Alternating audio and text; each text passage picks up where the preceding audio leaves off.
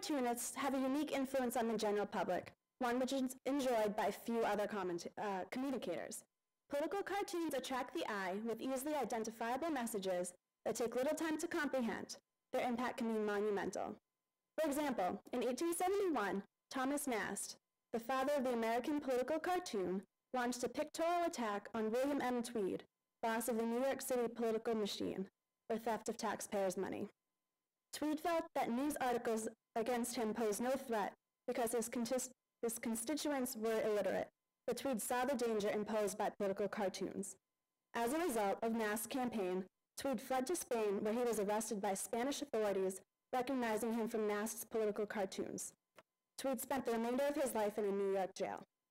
Tonight, I have the pleasure of introducing an international political editorial caricaturist who has contributed widely to the creation and publication of political cartoons around the world. Hungarian-born Joseph Szabo began his career in 1979 as a second-ranking editor of Hungary's most reputable newspaper, Magyar Nemzet. A year later, he defected to Germany and then moved on to the United States in 1981. His career in the media encompassed closely related fields. He launched a variety of print and electronic publications, mostly dedicated to the diverse representation of cartoon art. Over succeeding years, Mr. Szabo had been an editor, art director, and cartoonist with many European and U.S. newspapers and magazines. Mr. Szabo has produced many published works, including his book entitled The Finest International Political Cartoons of Our Time, a compilation of socio-political cartoons from nearly 60 countries, and he is also widely recognized for his publication, Witty World International Cartoon Magazine, which reaches over 100 countries. Currently, he is working on a book, The Image of America, as portrayed by cartoonists from around the world. In recognition of his fine work, Mr. Szabo is the recipient of 12 international awards, including an International Press Prize in Belgium and a Lifetime Achievement Award from Mexico. It is now my great pleasure to introduce to you Mr. Joseph Szabo.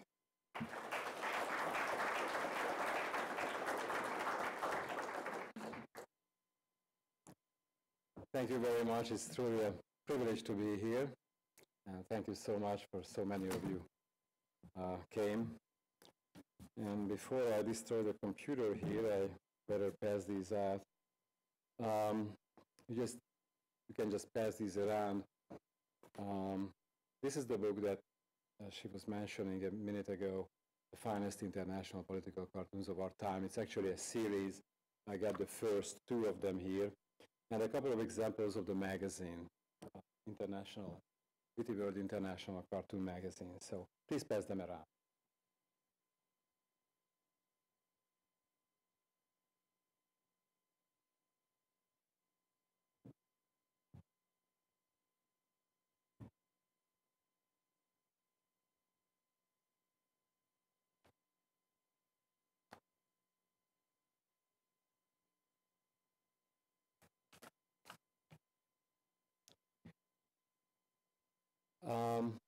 I spent about half of my life outside of the United States and the other half within.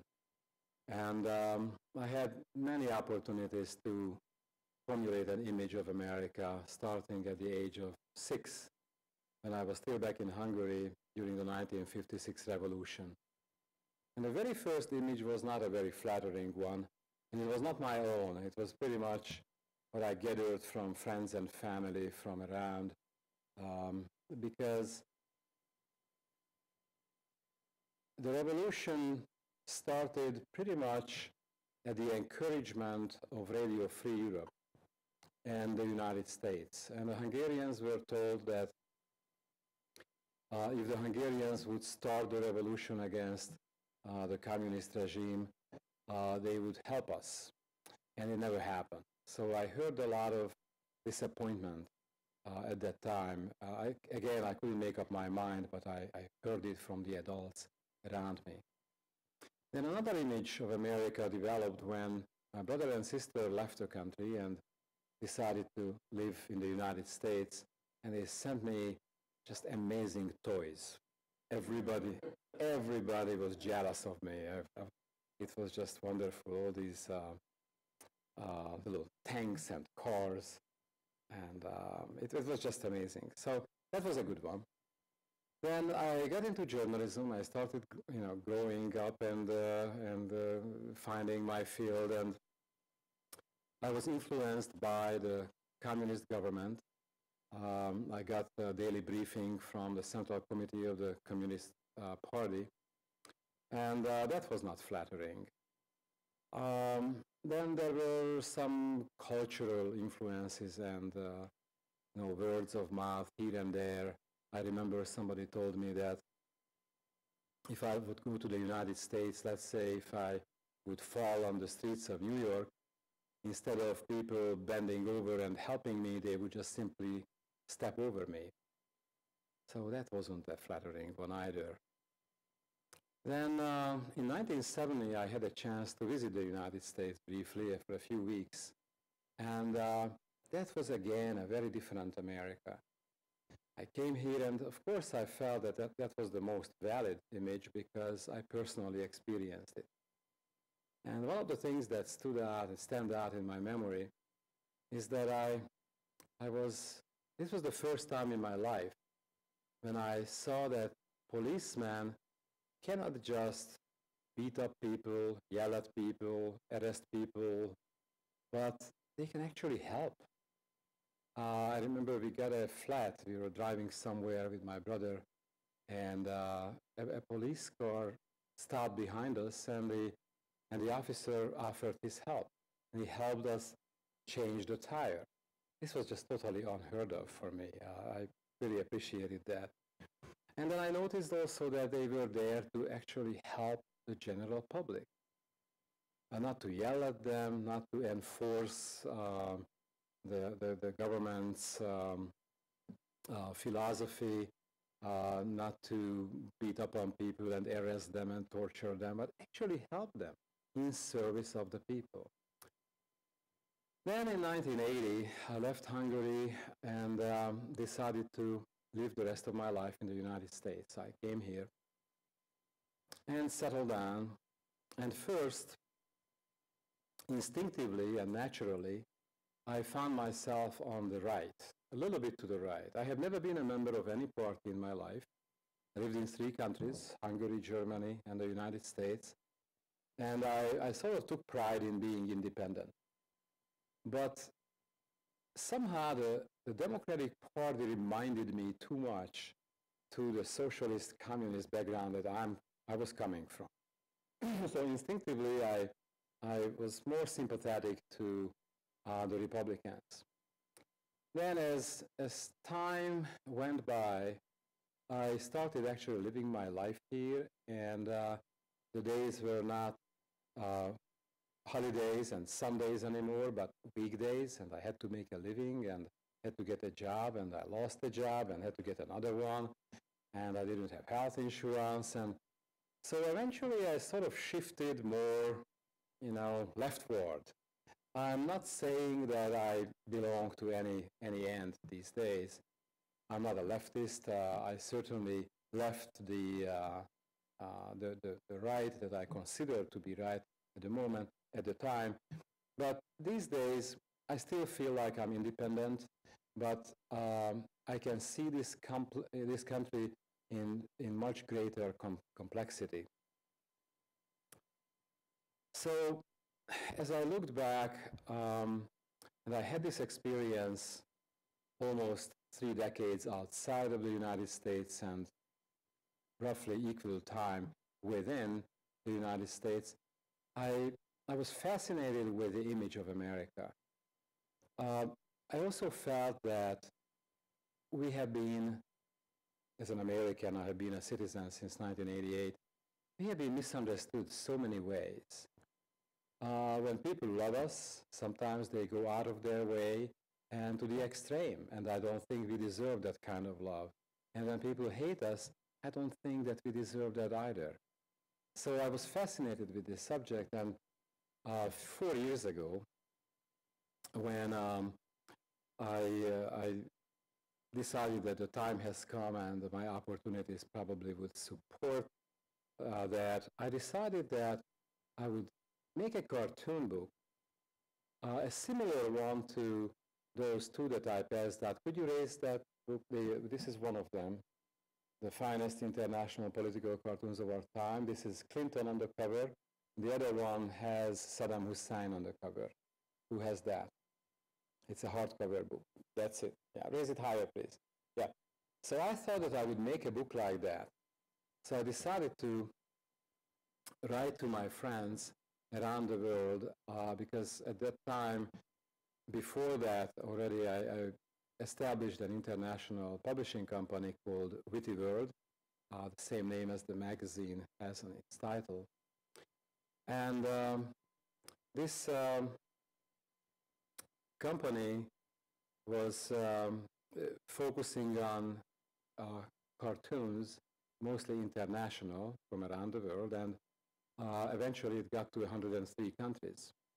So I had a huge database of cartoonists from all over the world.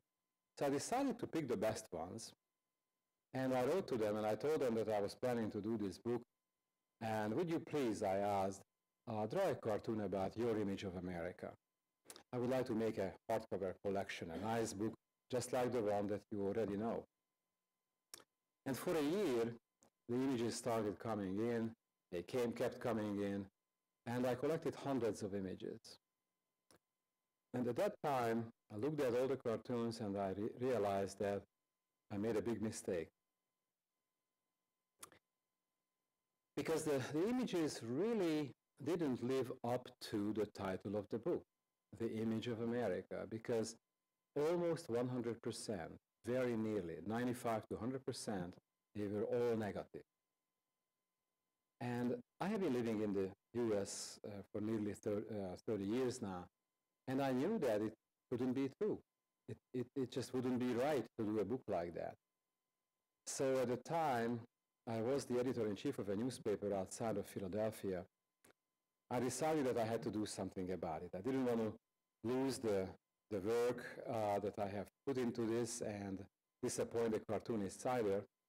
So I decided that instead of publishing a book, a compilation of real images of America, instead of that, I would rather write a book.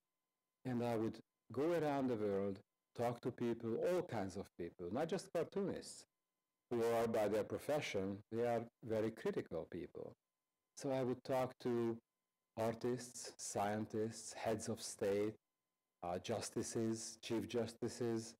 I would talk to people within the Nobel Prize Committee, people who won the Nobel Prize, people who were uneducated, illiterate, and people with triple PhDs, all kinds of people. And then I would use the images to illustrate the appropriate sections of the book. So this is how I got here to this point. And 3 years ago, I decided to travel around the world, and I just finished a few months ago. So almost for 3 years, I have been traveling around. Now, if you would like to see anything about those countries that I have been to, and read my blogs or see images, you see my name up there, Joe Szabo. If you take the space out from between Joe and Szabo, just write it down, Joe Szabo in one word, .us. So it's basically my name and my country, just in case you would forget, joeszabo.us. And if you go there, you will also have a chance to share your opinion about the United States, because I have questions there. If you would like to see the blogs and the pictures, you would find about over 900 photographs from the last 40-45 countries I have visited. So with that, let's start moving here. In the beginning, I'm going to show you a few images that are my own. You see, my signature, I put the Z into the S, because it's difficult for Americans to pronounce my name otherwise. So the correct pronunciation is Szabo. I'm going to show you a few images from the time when I arrived in the US, in the first couple of years, what I felt, what America was like. and my personal observations. Looking at this image, I'm pretty sure you can tell that as a journalist, I didn't feel very free to express myself from wherever I came from. And the biggest lure for me was to come here because of the First Amendment.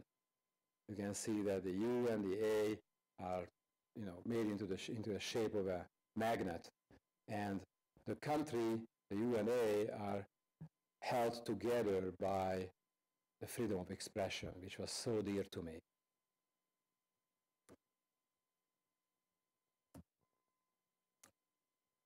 This image I drew, as you can tell, around the Los Angeles, the LA Olympics, when the Russians boycotted our Olympics. In return, of course, it was a response to our boycott in 1980 when we didn't go to Moscow. I felt that the Russian bear was trying to blow out the flames of liberty. Now, interestingly enough, and I don't think it's connected, but very soon after this particular cartoon appeared, the FBI appeared at my door. But you won't believe why. Not because they didn't like what I was doing. It was because they caught the highest-ranking Russian military spy ever on U.S. soil. His name was Yurchenko. And this guy was walking around, and he was in a cafe in Washington, D.C. with an attaché case. And the FBI found in his attaché case a list of names, telephone numbers, and addresses. And guess what? Mine was on the list. And I have no idea why.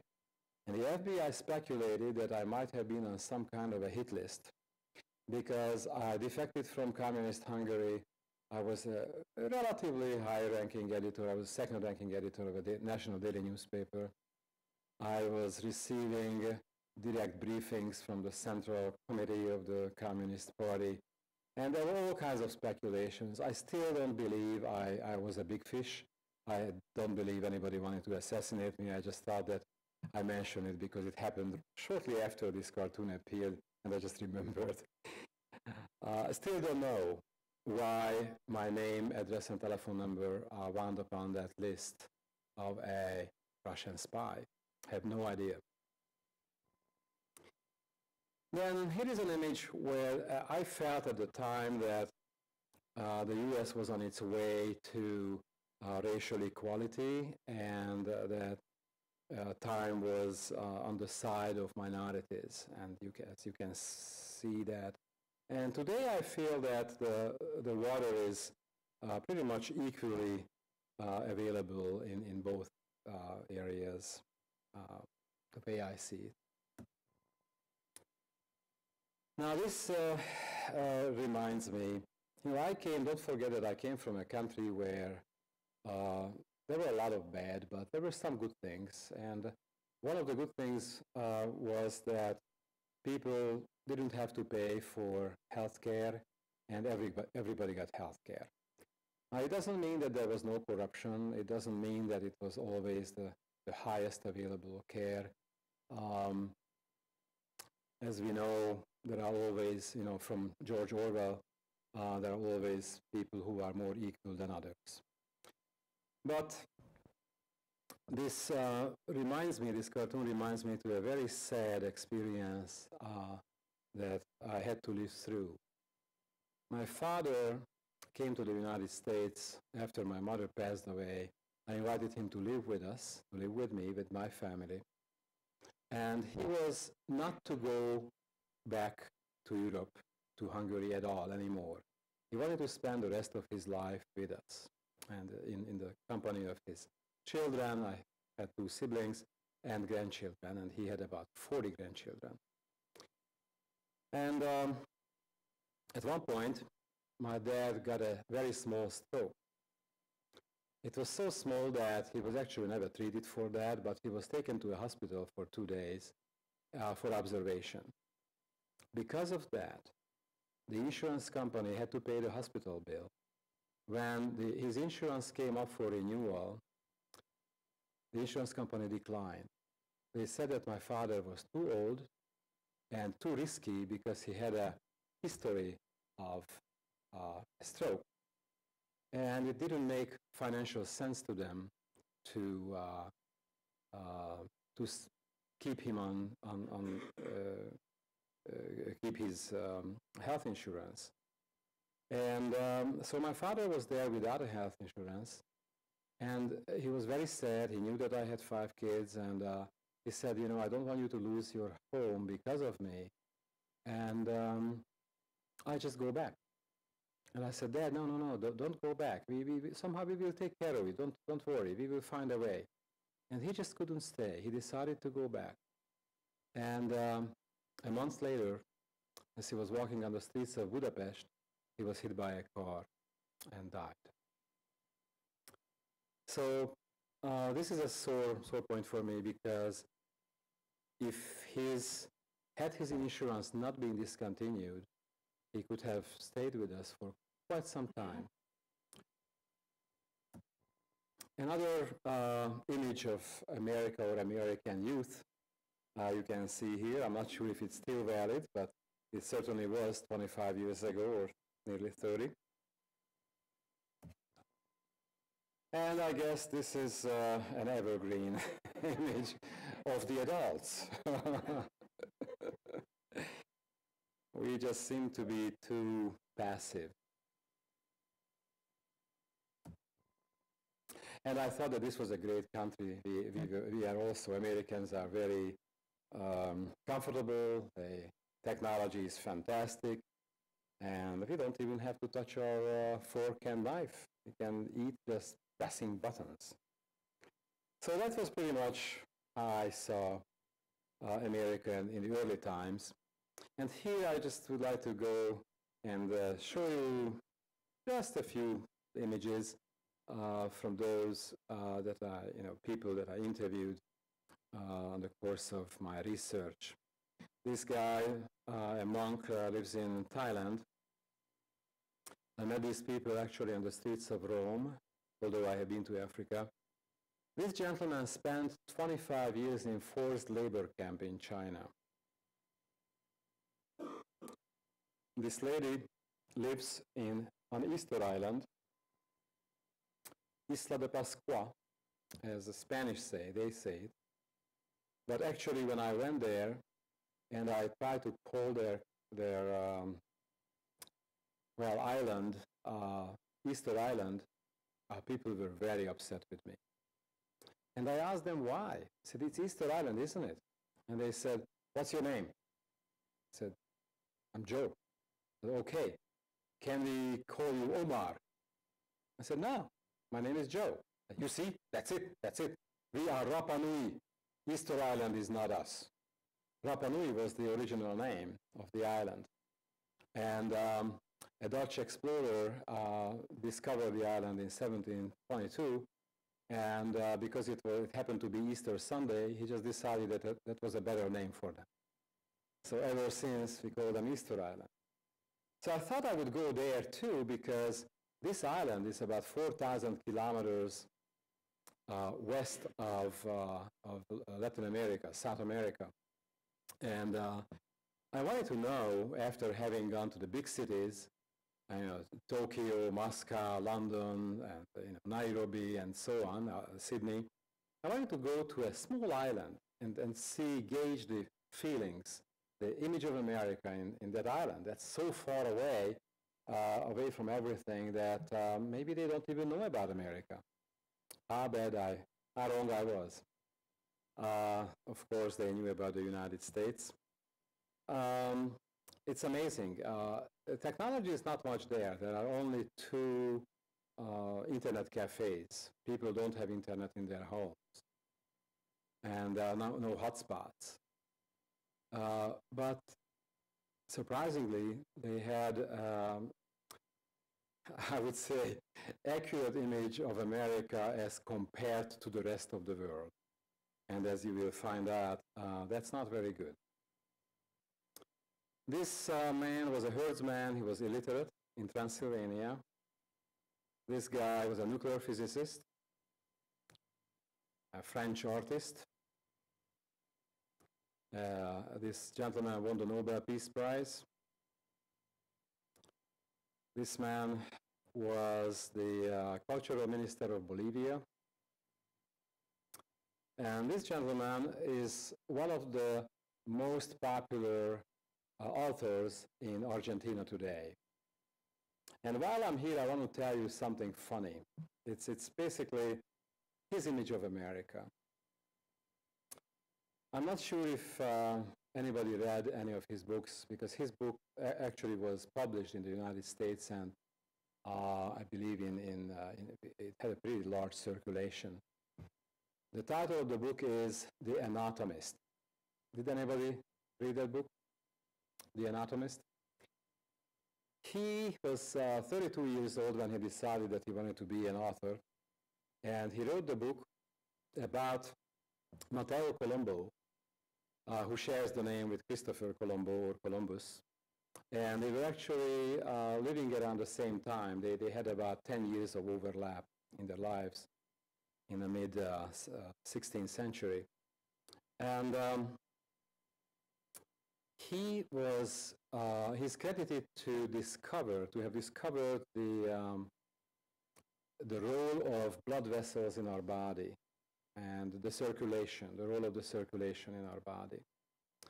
And he discovered something else, and that something else was the focus of his book. And the jury, he submitted his book to a competition for new writers, and he won unanimously. Every single member of the jury voted his book to be the best. And the next thing you'd know, that was amazing what happened. The lady who was one of the most powerful, still one of the most powerful persons in Argentina, and who established and financed the prize, she bought advertisements in every major daily newspaper and magazine in Argentina, trying to distance herself from the prize. She wanted to make sure that everybody understood that she had nothing to do with awarding this prize. And naturally, the guy became famous because he got free advertisements in every newspaper and magazine in Argentina. The reason why this lady distanced herself from the book was because the other thing that this person discovered was the clitoris. And the whole book is about that. So the New York Times at the time when this happened wrote a satirical piece, and they were laughing at the Argentinians that this can happen, in the 20th century, in a developed society. And basically the New York Times was laughing at the Argentinian culture. So the guy got famous, his book got published in many countries, and so it came to the United States. Doubleday gave him $200,000 in advance, and they published the book, and Doubleday went to the New York Times, and they wanted to buy an ad for the book. And guess what? The New York Times declined because the word clitoris was in the advertisement. So the very paper that actually lampooned the Argentinian culture declined to publish an ad for the book. So anyway, that's Federico Andahasi. That's the name of the guy. Very interesting guy. Here, I just would like to give you a brief idea of the countries where I did research. And you can see the respondents by race. The vast majority is white, Caucasian, as you can see at the bottom. And you can see the rest. I don't want to read them all. And about nearly 4/5 of the people I interviewed were between the age of 21 and 60. 41% female, 59% male. Less than 1% was illiterate. And here you can see an interesting thing. If you add up the last three, bachelor degrees, master's degrees, and doctorates, you can see that 79% of the people had college education. The reason to this is because many of the people I targeted with my interviews were heads of states, or they were artists, scientists, justices. They were all well-educated people. The other part of the people were basically ad hoc interviews during my travels, and when I met people on airplanes, airports, buses, trains, on the streets. Many times when I set out to interview people on streets, I had to hire an interpreter. But there was another reason. When I talked to people who had lower education, I got virtually no usable material. The people, they only recited cliches, if at all. And they really couldn't contribute to my research. So that was another reason. But you can see it's pretty high, 79% college education. Religion-wise, Christians had the highest number, 41%, and 31%, if you put together agnostic and atheist, you could say didn't believe in God. And then you can see the rest, 12% didn't give me any information on their beliefs. And I was very happy to see that 42%, the majority, the vast majority of the people were not partisan. And I really like that. And our residency, foreign nationals made up 82% of the people. 5% were immigrants like me, who came to the US and they were born in a different country, and 13% were Americans. You can add to these numbers if you would like to tell your opinion. You go to that site. And here let's start with some images.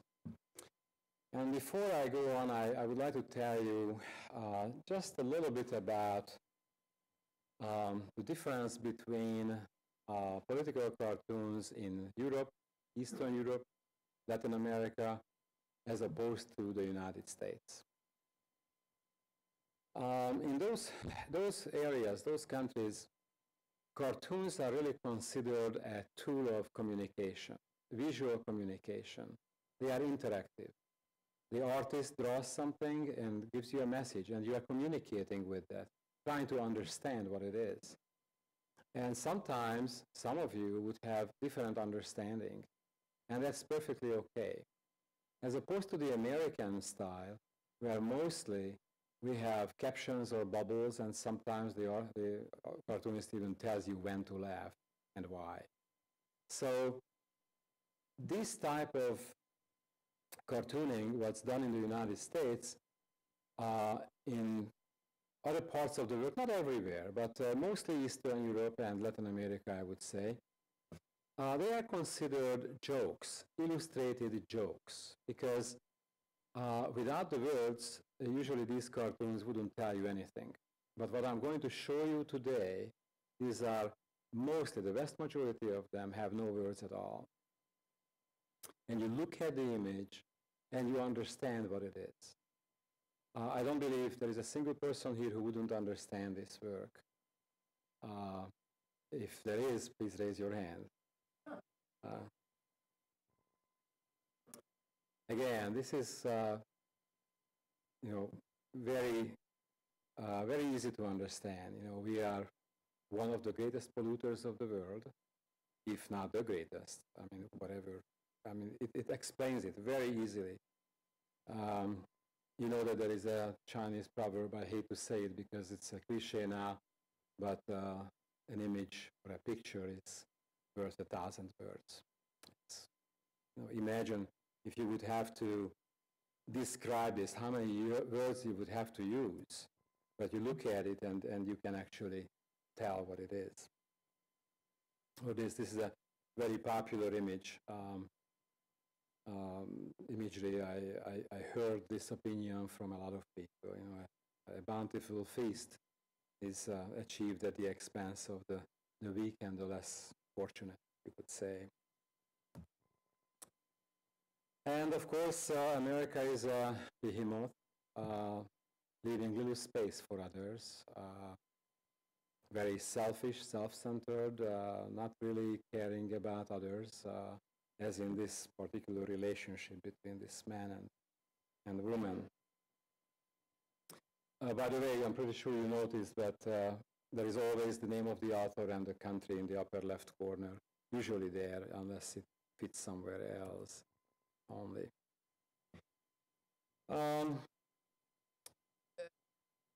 I'm going to put up a few words here. The very first question when I interviewed people was always, please describe the United States with one word, one single word, if you could. And then these were the good answers. Some really nice ones, remarkable, multicultural, robust, wondrous, patriotic, immeasurable, a pioneer, progressive, awesome. Somebody just described it with 2 words, pop culture, or 3, opportunity for all.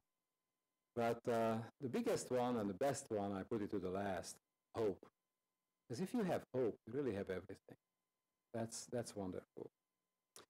I'm going to show you a little bit later the opposite of this. Something happened here that really should be a word up there, the good.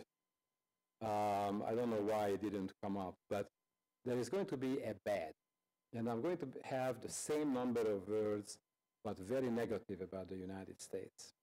The point I'm trying to make is that although I'm going to show you the same number of good and same number of bad, don't believe for a moment that that's representative of what the world thinks about it, how the world thinks about us. Because I would say in my research and experience, probably it's closer to 8-2 or 9-1 negative. So let's take a look at some of the good ones in images.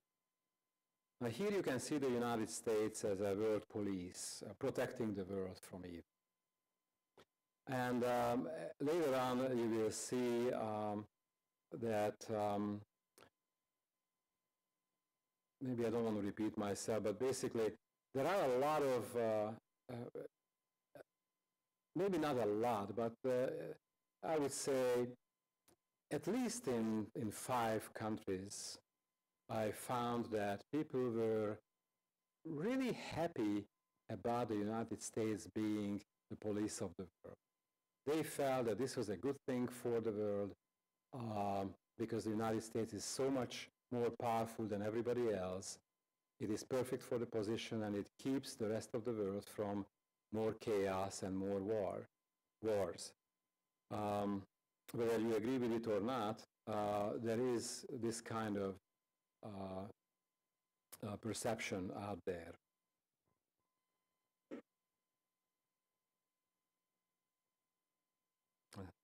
Liberty coming out of the genie's bottle. And this Chinese guy is obviously very happy about freedom.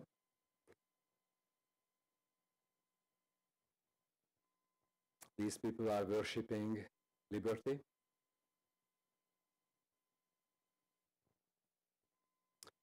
And here, we'd like to stop for a moment, because this is obviously about education, and it shows that we are way above, way ahead of the rest of the world. We know that lower level education is not that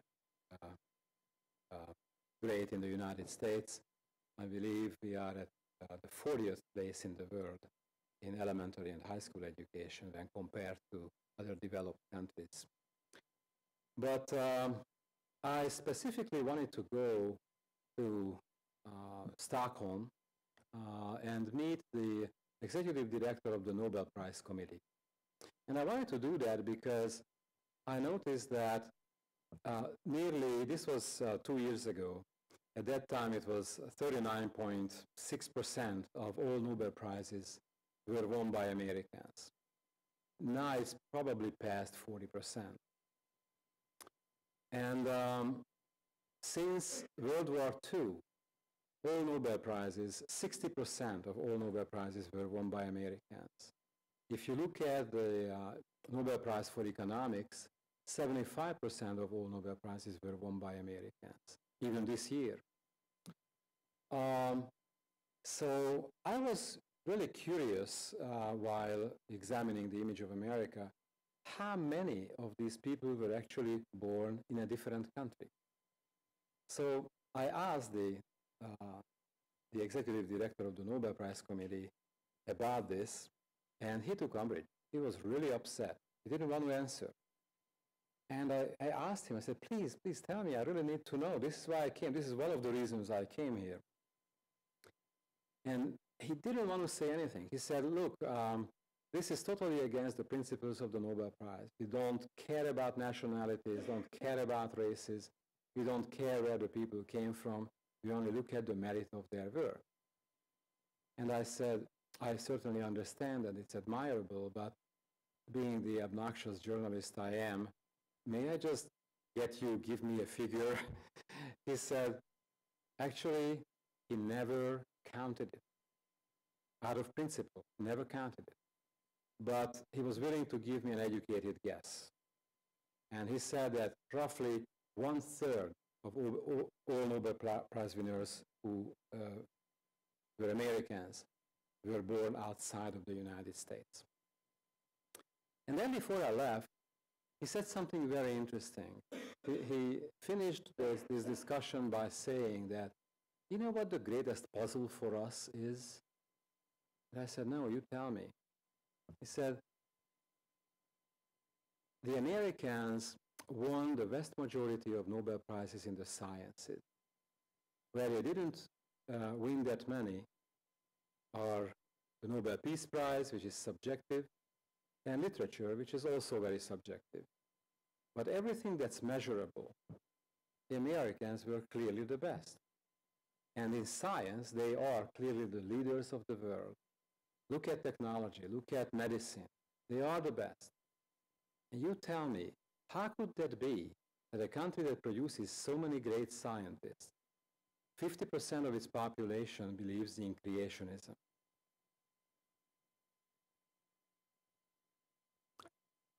I didn't have an answer, but it was interesting. This image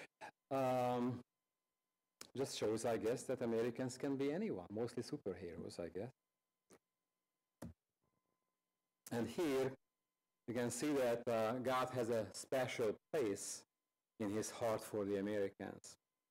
While he's blessing the nation, friendly birds are making the connection between heaven and the United States.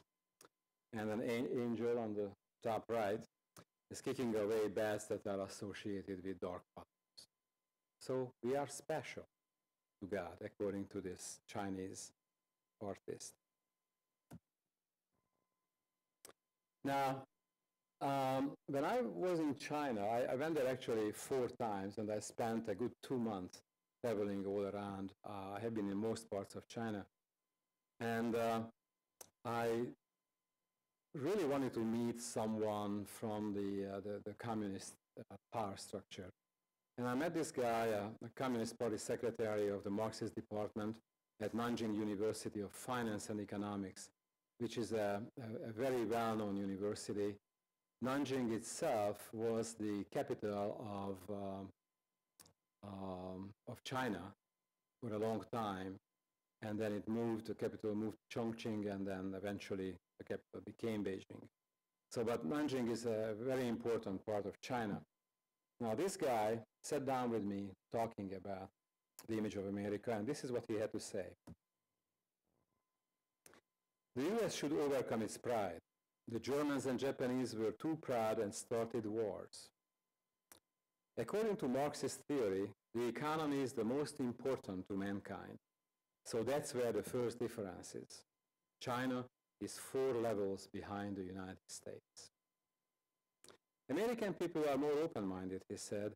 Chinese are far more conservative. And China has 5,000 years of history and culture. The US has only 200. Still, it's ahead. And here is what I was referring to a few minutes ago.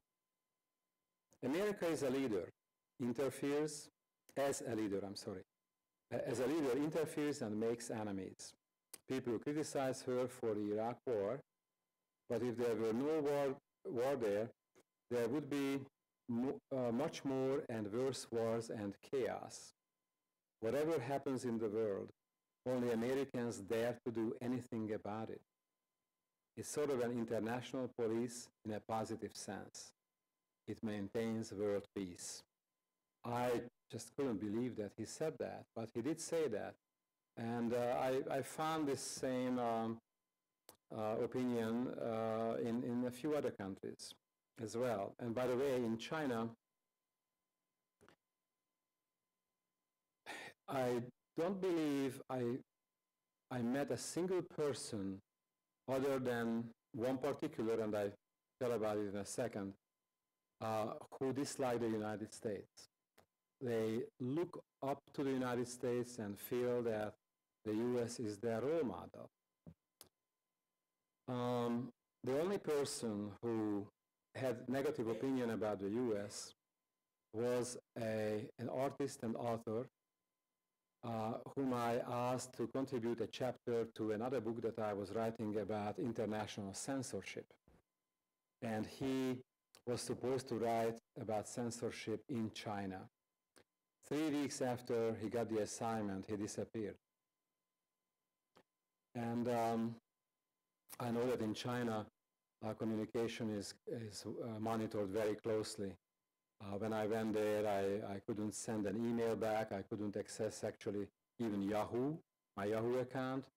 I couldn't call back to the US. I couldn't send a text message back, up to a point when I found a way to notify my friends in the United States and to update my website via a third country. And in that, you can go there. If you go to China, you can read about this if you are interested. But I was able to make the point that they couldn't really keep a lid on me. And I was able to communicate even though I was closely monitored. And from then on, suddenly all opportunities opened up. And I was able to access my emails. I was able to call back. It was just amazing. But this guy disappeared. I was looking for him for a month, and finally I found out from his family that he was institutionalized. He had to go through a re-education program, and when he was let go, I went to China a couple of months later, and I invited him for a talk, and he declined to meet with me one-on-one. He would only meet me if he could be in the company of many others. So I brought together about 6 or 8 journalists, Chinese journalists, and I interviewed them. And every one of them had positive opinion about the United States, but he was the only one who was all negative. The only one who was reprogrammed. So even here, you see this guy that I showed you here, I mean, he was the Communist Party secretary of the Marxist department of that university, and he loved the United States. Now, this is the bad I was referring to, the one-word reactions to the description of the United States, to my question. Devil's alternative, manipulative, double-faced, a fascist implosion, self-aggrandizing, a political whorehouse, bizarre, ignorant, a landfill, pompous, decadent, and just sad. And as I say, equal numbers, you know, with the good, but the bad vastly outnumbers the good opinions. And here are some images about us being an evil. Mickey Mouse, taking his ears off, and his true identity comes to the front. You know, you can see that it's actually a devil, a little devil. Wickedness projected from our military, I guess. And here, again, it's up to your interpretation. But I feel that here you can see in the first part that originally the world was pristine, everything was nice and clean and beautiful and peaceful. And then the United States came into the picture and started messing up things, and actually the whole thing ended in a bloodshed.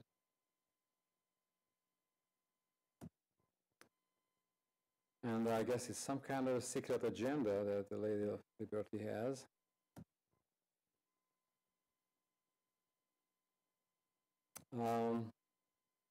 The Statue of Liberty, almost as the Grim Reaper, terrorizing the world. That image on the left is actually the United Nations logo. It could be that, again, there is no caption here. It could be a commentary about the United States' attitude towards the United Nations. Maybe that's the true image, true idea behind it. And this is a recurring theme again, that we use peace, liberty, the words peace, liberty, and democracy, to assert our control. These are just deceptive things. In the name of liberty and democracy, again, the Grim Reaper is in control. Yes, some ill intentions, ugly. The US is a threat to world peace. And I guess designing the US flag.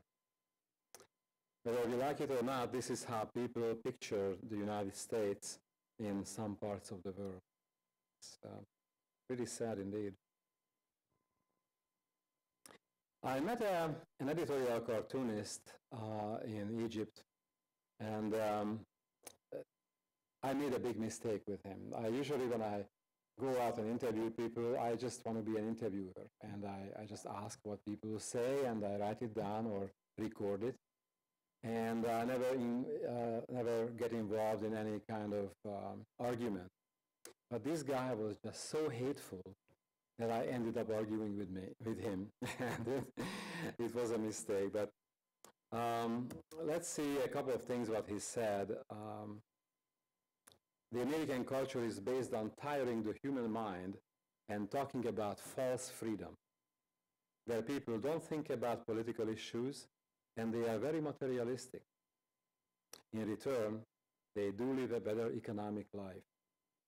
But theirs is the most ignorant nation in the world. The US thinks that it's a big shot with its 200 years of civilization. We have 8,000 years of history. I think he's exaggerating just a bit. I think it's more like 7. They can't even be compared, he said. This difference has a role in the nature of people. Americans are barbarians trying to make a name for themselves in history. Pretty harsh word. The American dream is more like a nightmare, he said, and he was wondering when it would end. Then I met a guy, an Al Jazeera correspondent, also in Cairo. And please brace yourself, especially the ladies, because this is going to be very offensive to some of you, what he's going to say in his first sentence. America is double-faced just like a woman. On one hand, it is promoting freedom and democracy. On the other, it is satanic, criminal, and is a killer of innocent citizens. The US looks at every Muslim, every Arab, as if they were terrorists. Americans live a life of accusation, suspicion, and fear. If you see how the United States supports Israel and dictators in the Islamic world, you will see why people hate her. They say they support democracy, but in fact, they support dictators who lick their toes. Now here I just stop for a moment, and you will see that later on I will have cartoons about it, but I was really surprised in approximately 16 of the countries that I visited and interviewed people in. People told me, a good number of people told me that their image of the United States was heavily influenced by their image of Israel. And I will show cartoons later on about that. But the next one, the last quote, if any one of you would like to write down any quote, this is the one that's coming. It's amazing. A lot of people said the same thing, or they had a similar verdict or similar opinion about the United States. A very tough one, but very accurate if you look at the majority of opinions. America is a superficial power culture that's forcing its own shallow way of life upon profoundly intellectual civilizations. Very, very tough. Then let's take a look at some images again, real images as artists that artists created. And again, these images, most likely you cannot see these images anywhere else unless scenes they appeared here and there, but all of these images were specifically created for my research originally. And some of them might have appeared since here and there, but they are, or part of these images are going to be illustrating the book that I'm writing. America is built on military power. Misha Zlatkovsky, who did this cartoon, this is a very typical view again. He was the world's best cartoonist. He was voted the world's best cartoonist in 1992 in a survey that I personally conducted around the world. I asked thousands of cartoonists, and they were voting on cartoonists. So it's from his peers he gained that notoriety. Again, this is all on the same theme. We are a military power,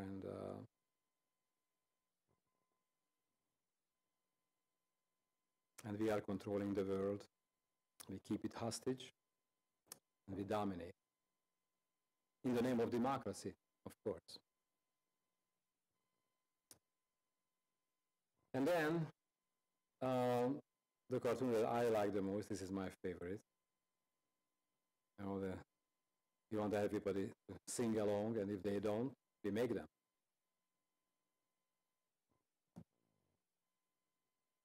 And America calls the shots with its own brand of approval. You are okay, you are not. I approve you, don't approve you. You know, we say who is right and who is wrong. Now, I asked people from a lot of different countries about what they felt about the reason for 9/11, why it happened. This guy from Nigeria said that it showed ultimate hatred that this is 9/11, that part of the world harbors toward America. What's sad is that the American government had not bothered to find out why it happened, never got to the root of it. They just chalk it up to a crazy manifestation of Islamic fanaticism. However, where there is a consequence, there is always a reason. Ibrahim Issa in Egypt, he is a newspaper editor. He said, desire of revenge, hatred in misguided people's mind was the reason for 9/11. I don't believe that any Arab Muslim person is happy for what happened. There was a jubilation at the moment of bringing down the empire. I regret that I was among them. But it only lasted for about an hour, and then we felt sorrow. This was one of the stupidest actions of history. I was really amazed hearing that from a Muslim. This Australian guy felt that fundamentalism reacted to fundamentalism. André Piget is a Polish cartoonist who moved to Canada. As you see, the two planes are actually erecting two mosques. This Vietnamese sales clerk said that because America is dangerous, that's why 9/11 happened. Again, an Australian opinion. The people that did that were desperate. It was the only way they could fight against the tyranny and aggression of America. It's like Israel and Palestine. One has all the military power of the modern world. The other has only sticks and stones. The attackers felt they had no choice. Another Egyptian. The American intelligence was behind it. The CIA organized it to give America a reason to attack the Arab world. I can't tell you in how many countries I heard the same opinion. And not people who had no education. I heard it from professors with PhDs in different countries. It was just amazing that people do believe that we created 9/11. We attacked ourselves to create a reason for we could exert more power over the rest of the world. And that's it's quite it's a quite widespread opinion. The Israeli gentleman, Alex Flaxman, said, "Oh, it was jealousy. That's all, pure jealousy." Now, this sign in the United States, I believe, means peace, right? Am I correct? Okay. Well, I know in the rest of the world considers it victory, but everywhere, I mean, this is the first place, and I talked at quite a few universities, the first time I heard from the audience that people actually said the word victory. Everybody said that it means peace. Am I correct that that's the majority of the meaning of it? Okay. Anyway, but you need to understand that it means victory for the rest of the world in order to understand this image. So with 9/11, we lost that victorious position, our power. Few words again. Jason Shaw from New Zealand. 9/11, why it happened? It was greed. The US government's foreign policy marginalizes the cultures of other countries for economic gain and control of their natural resources. Now, this gentleman was an advisor for Slobodan Milosevic. He said, American factors were involved in the execution of the attack. Americans were willing to kill their own people and make tremendous destruction in order to serve America's appetite for more world control. That's what I said. Eric Hageman, Belgium. Because the Muslim population in the Arab world is very poor, and because of America's intervention in this region, directly or indirectly through the acts of its ally, Israel, they are left without hope. The number of Palestinians killed by Israel is much higher than that of the 9/11 victims. 4,862 since September 2000. I did a little research and I found that 1,057 Israelis were killed by Palestinians during this period. Because you need to know, because there are two sides to this story. It's not, not exactly the same, but this is what he said, that actually there are more people are dying of hunger, I mean, than the number of people that died in 9/11 on a daily basis. Here you can see the New York skyscrapers, and it's just a reminder, you look up to the sky and you see that the sky is in the shape of that plane.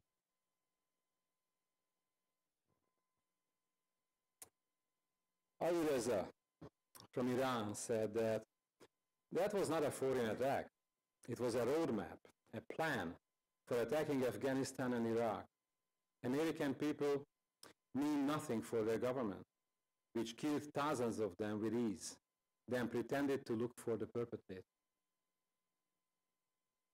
David Brown, this gentleman spent, maybe not that so gentleman, he spent 30 years in prison for murder. This is what he said. I just found it interesting what he said. Osama bin Laden was educated in America. His family's fortune was made by dealing with America. He was supported by America against the Russians. The pilots learned to fly in America. They used American planes, American resources, American know-how. In other words, they used America to destroy America. It just shows how American freedom is self-destructive. Alejandro Morgan is a television executive in Montevideo. When you push too hard, things happen. You get what you asked for. Now, according to this artist, the state of our liberty is so fragile that a paper plane could make it think that it will end up injured like the famous Greek statue, Venus de Milo. And let's see, this Brazilian guy said, the reason was a bad combination of religion, hate, and fanaticism. The terrorists wanted to show that America is vulnerable. The image of perfection had been destroyed. The image of perfection had been destroyed. It was the result of extremist fundamentalism fueled by America's history of meddling in the Middle East. It's not good versus bad. It's bad versus bad. Only God knows the answer. This could be a wake-up call for Americans to go back to their knees and humble themselves before God, said this Filipino woman. And again, back to Peru, 9/11 was the making of America to present itself as a victim and consequently a reason to unleash its power over the world. A recurring theme, as you see, one after another. This image was created after this painting of Theodore Géricault, a French artist who did the painting in 1818, a couple of years after a disaster that happened alongside the coast of Senegal. And what happened there was it was a French frigate, and it ran onto a reef, and it sank.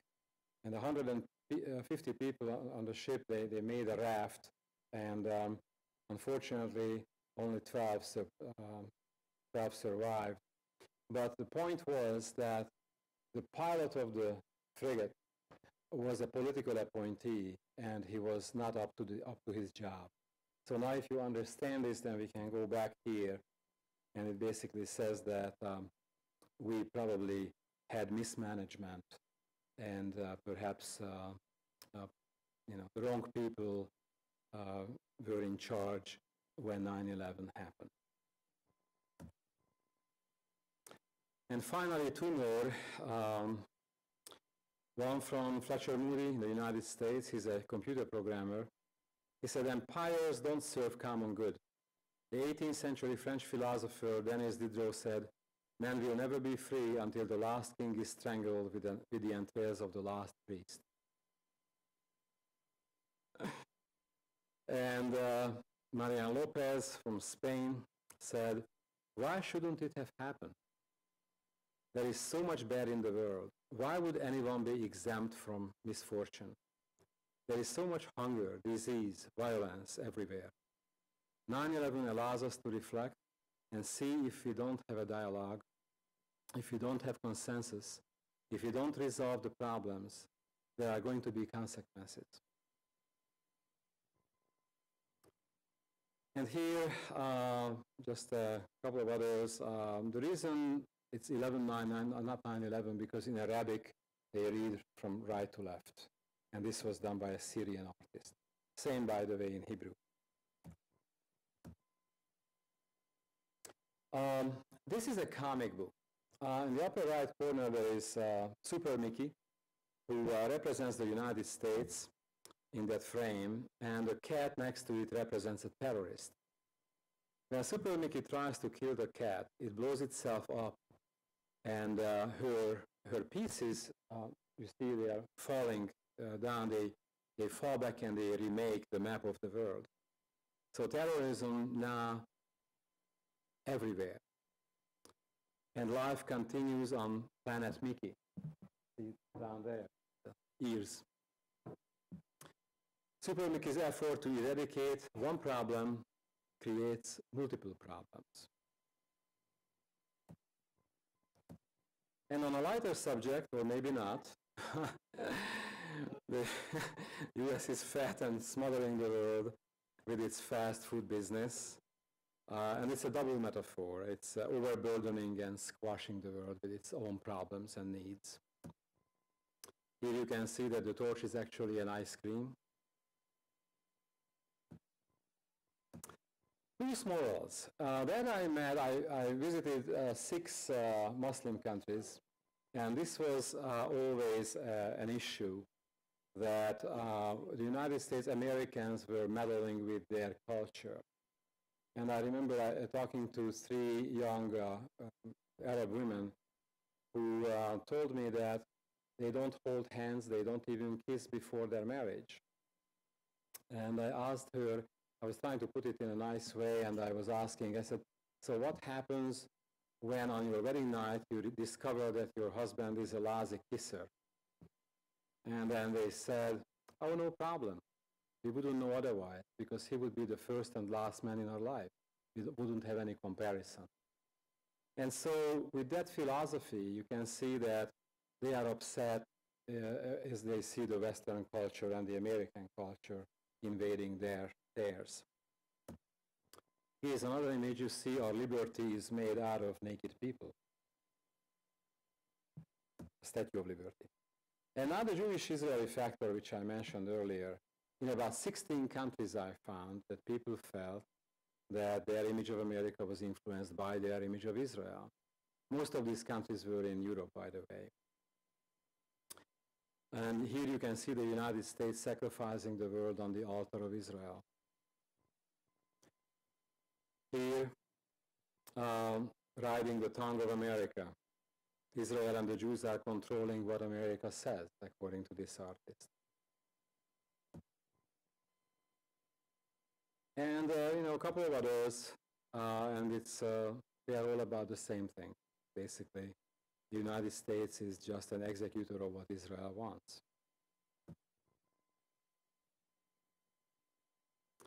The rights and peace efforts are crushed under the boot heels of America with the Spur of David on the right-hand side.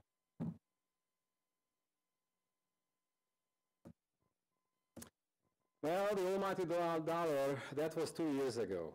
So that's when I don't think it would, the artist would do the same thing again. And here, money rules over intellect. That's again a thought that I heard from many, many places. The value of a man. A puppet man trying to free himself from the strings attaching, to the controlling aspect of money.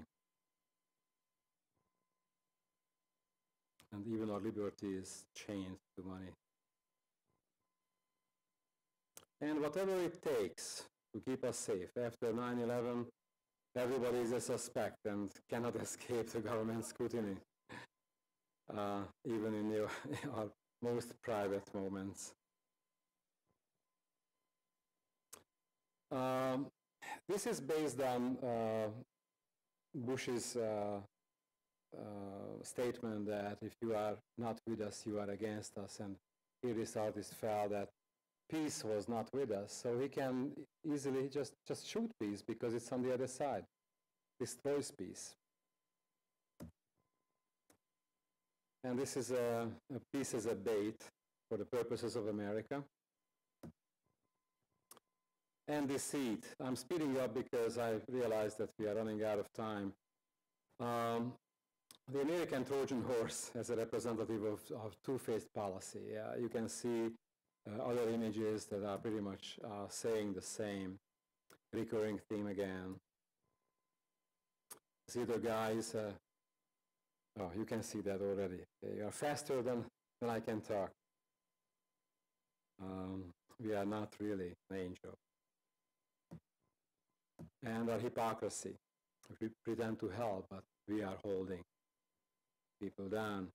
And in this one, you can see that little girl. The American soldier says you can't play with fire. I can tell you this because I talked to the guy. Zhang Yaoning is the editorial cartoonist for China's only English language daily newspaper, the China Daily. So he explained that the soldier tells the girl that you can't play with fire, can't get that match. But you can see on the far left, this girl is actually trying to light fire for cooking. She would like to cook something on the left. And here's the hypocrisy that she cannot even use the match to make fire for making food. While the soldier, you can see what the military created. That is the real fire, much more devastating and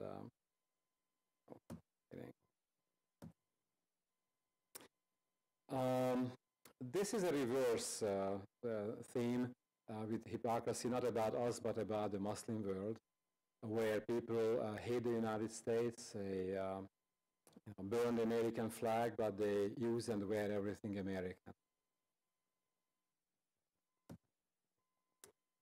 And the country that was founded by immigrants with the concept of freedom for all is now creating an insurmountable barrier to immigration. A nation built on many origins and philosophies. And of course, everybody who comes to the United States becomes a Superman. And we will finish with the oil. The flame of our liberty seems to have roots in limited resources. It's not liberty that creates prosperity, according to this artist, rather the other way around. Prosperity allows us to have liberty. Isn't that an interesting concept? Never thought of that. The United States here uses its military to ensure the continuous flow of oil. And finally, the French guy has a sense of humor. He said he loves all of you. And with that, I believe I would like to open this up for any questions. If you have any, I would be happy to try to answer. Or I can just go home.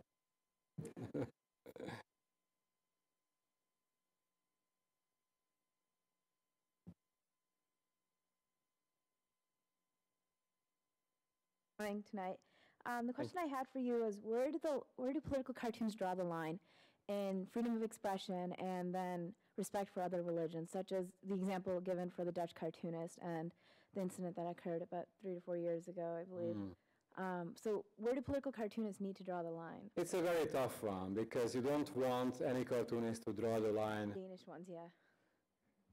You don't want any cartoonist to draw the line as to how far he can draw a line. At the same time, I guess sensitivity is important. Really difficult to answer, because I was censored once when I worked for the Philadelphia Daily News.